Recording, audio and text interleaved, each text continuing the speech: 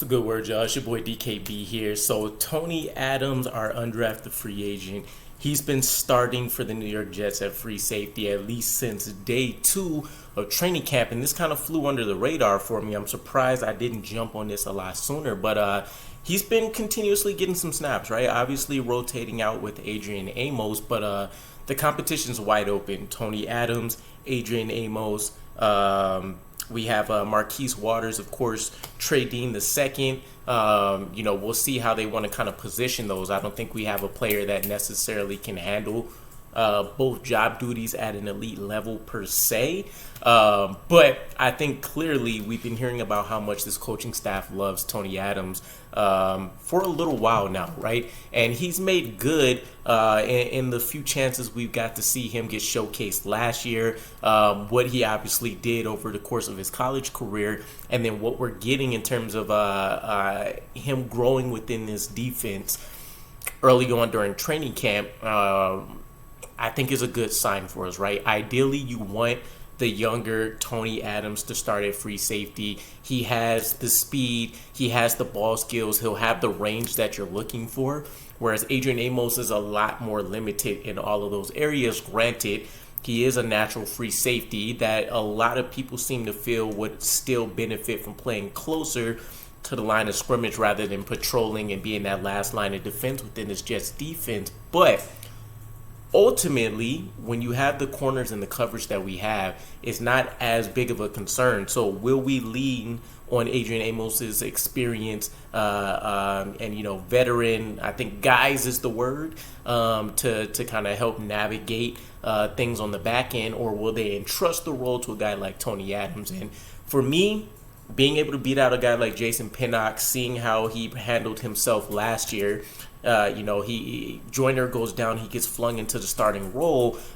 Maybe flung isn't the right word, since he's kind of been getting groomed behind the scenes while working as a special teams player for the majority of the season. But he did get no targets and 50 coverage snaps last year, which is excellent considering, I hype this up every time. Joyner was giving up almost 20 yards per play last year, which was preposterous, again, giving the coverage ability we were seeing from guys like DJ Reed and Sauce Gardner. So pretty disappointing. I am happy to see that he's been impressing quite a few people, not only in the coaching staff, but that the media has been recognizing his talents as well. Robert Saleh did kind of throw a little bit of water on the fire, saying we're only in pajamas, which is true. We throw the pads on Tuesday, but nonetheless, it is worth hyping up any opportunity we can get for some of these guys. Again, as an undrafted free agent, you're not really expected to do much of anything, right? Safety, obviously, or arguably, was probably the role most open to having somebody that's, a lower draft status or no draft status at all, imprint themselves on this roster.